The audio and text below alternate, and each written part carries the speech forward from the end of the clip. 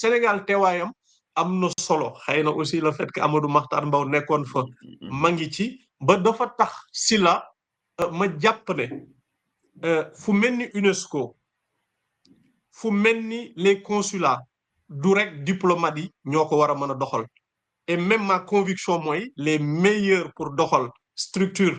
pardon fu mel ni UNESCO du doon diplomate loolu sama xalaatu bopp la Abdou. Mais sama xalaatu Abdou, bopp la. il y a posé un problème fondamental parce que le nouveau régime bi ñëw nii comme ça gis nga les premières nominations même si consul ay soit ay professionnels la ñuy jël soit ay chancelier wala comme ça parce que ñu bëri dañu doon ne Macky Sall dafa yàq diplomatie bi parce que day jël ay nit yoo xam ni du ñu ay diplomate de formation ñu leen di teg mais am na ñoo xam ne est-ce que aujourd'hui pour être un très bon diplomate on a besoin de passer par une école d'administration et de diplomatie. En toute modestie man jaaruma ENA waaye sant yàlla j'ai fait droit international public pur et dur j'ai fait diplomatie et négociation stratégique dama am bac ñëw fii donc honnêtement saabu du fot boppam du ma sori ci sama bopp waaye bi ma fa demee réeruma li tax quasiment lañ ñu doon jàngal ci master diplomatie bi ma fa demee moom laa fa gis et yàlla dafa dogal suñu simulation de fin d'année UNESCO lañ ko defee pendant 2 jours de la même manière ni session yi déroulé loolu lañ ñu doon jàngale donc loolu xaw ma nu ma ko mën a qualifier il faut je pense analyser les choses au cas par cas mais tey man avec le recul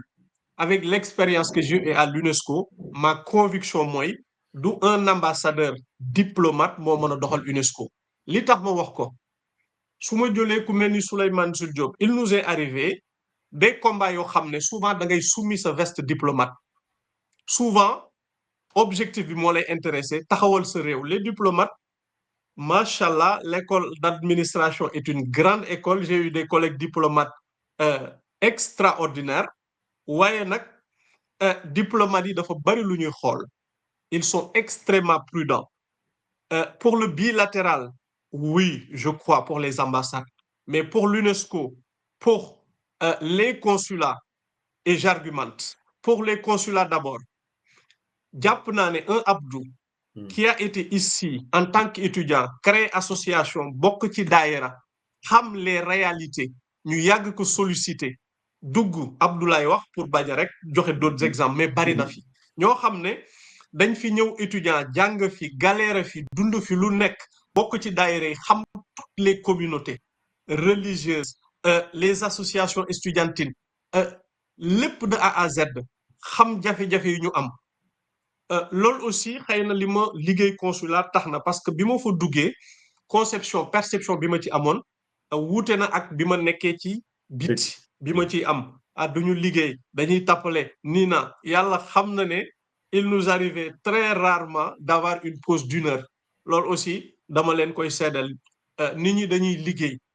et Sénégal aussi gàcce ngalama effort yi ñuy def ci mbirum consulat rawatina ci wàllum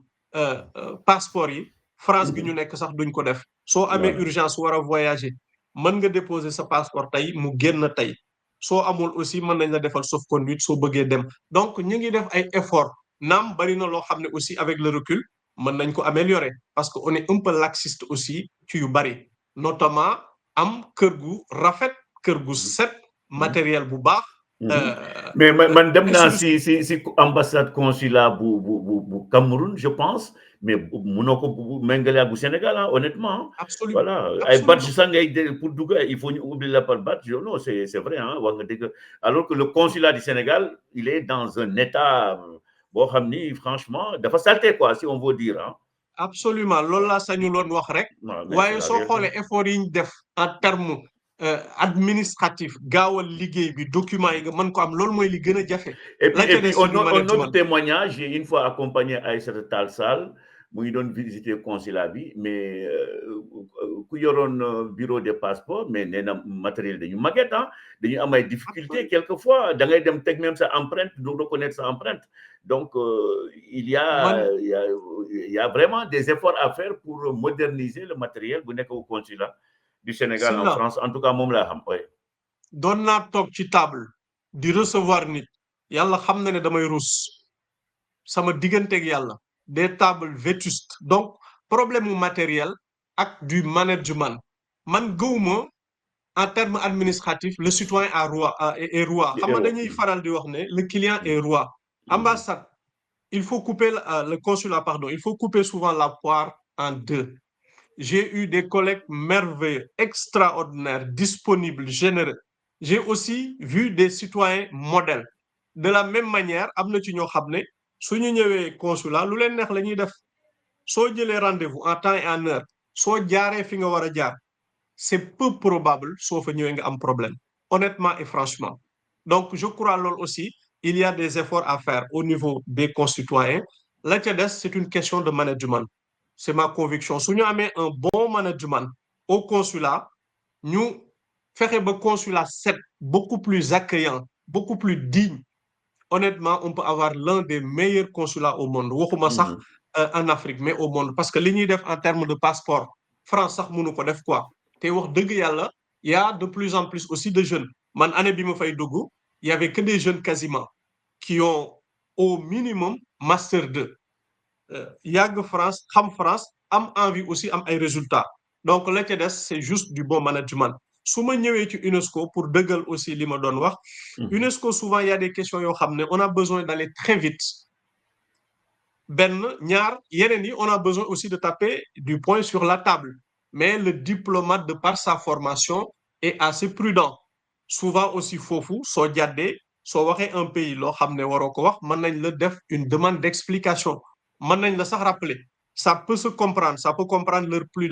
prudence loolu moo tax ma ne ku mel ni Abdou xëy na il est pas diplomate est assez efficace alors que jaarul ENA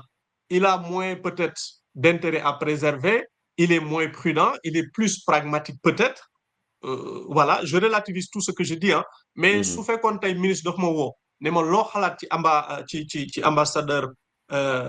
UNESCO dama ne la bu ambassadeur UNESCO nekk un diplomate de carrière loolu ça n'engage que moi Abdou avec le recul pour plus de performance pour plus d'efficacité beneen bi consulat la ma doon wax par rapport ak les diplomates tu viens pour 5 ans généralement xamoo yenn réalités yi surtout su fekkee ko xam ne masul ñëw Europe ku mas a ñëw Europe xam un peu le cadre les codes yenn réalités yi tu es beaucoup plus sensible j'ai travaillé avec un commissaire